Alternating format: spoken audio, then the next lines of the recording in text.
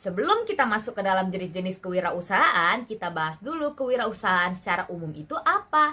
Jadi, kewirausahaan adalah proses mengidentifikasi peluang, mengembangkan ide, dan mewujudkannya menjadi usaha yang memberikan nilai tambah baik secara ekonomi maupun sosial.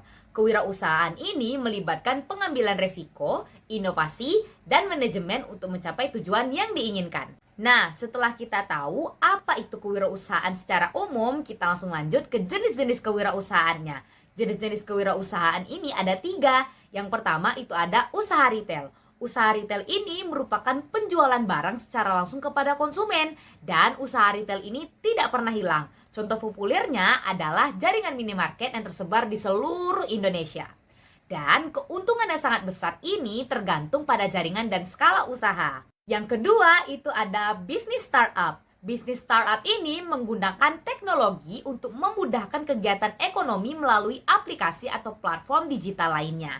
Jenis-jenis startup yang berkembang pada saat ini antara lain ada 3. Yang pertama ada startup game. Startup game ini berfokus pada pengembangan game dengan pasar yang terus berkembang. Yang kedua ada startup edukasi. Startup edukasi ini merupakan layanan pendidikan yang berbasis dengan internet. Dan yang terakhir ada startup perdagangan atau e-commerce. Nah, e-commerce ini biasa yang kita sebut dengan berbelanja online tanpa harus ke pusat perbelanjaan. Yang terakhir ada industri kreatif. Industri kreatif ini mengandalkan kreativitas dan inovasi untuk menciptakan produk atau layanannya. Dan industri kreatif ini menangkap peluang usaha baru berdasarkan ide-ide segar yang sesuai dengan keinginan pasar. Misalnya seni, desain, ataupun media. Jadi dari pengertian dan juga jenis usaha yang sudah saya kasih tahu tadi, pengalaman usaha pribadi apa yang ada pada keluarga saya. Jadi keluarga saya ini memiliki usaha ternak burung, yaitu burung murai. Jadi usaha ternak keluarga saya ini berfokus pada penjualan burung murai yang berkualitas tinggi untuk pasar pencinta burung. Alasan memiliki usaha ternak burung murai ini antara lain ada 3. Yang pertama ada permintaan pasar yang tinggi.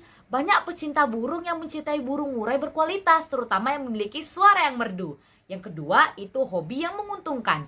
Nah, hobi dari ternak burung murai ini dimulai karena kemudian akan menjadi sumber penghasilan. Dan yang terakhir itu yang ketiga ada keuntungan potensial yang dihasilkan. Karena harga burung murai ini dapat sangat melejit tinggi terutama yang memiliki kualitas jual. Lalu dengan pengalaman wirausaha tersebut, apakah usaha ini berdasarkan ikut-ikutan atau memang punya skill?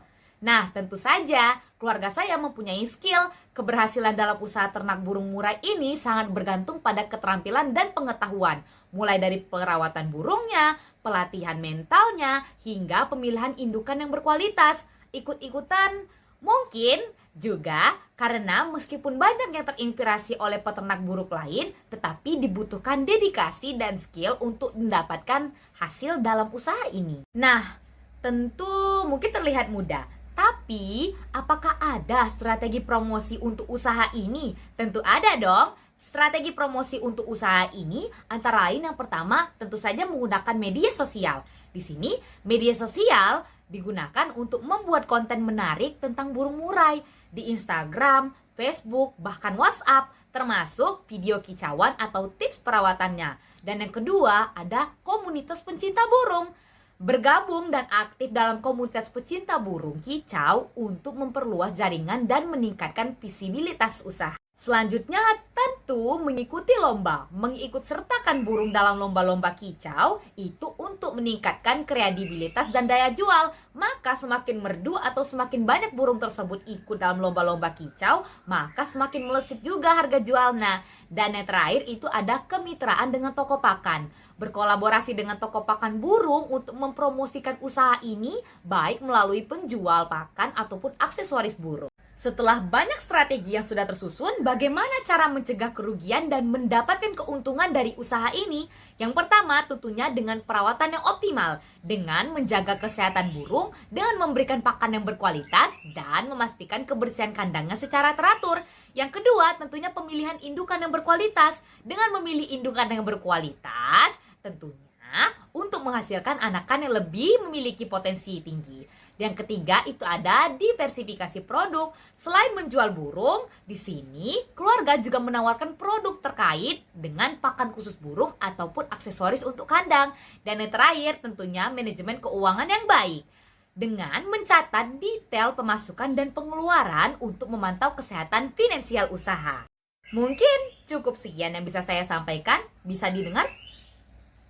Contohnya langsung datang. Karena memang usaha tersebut ada di rumah saya sendiri. Cukup sekian, terima kasih.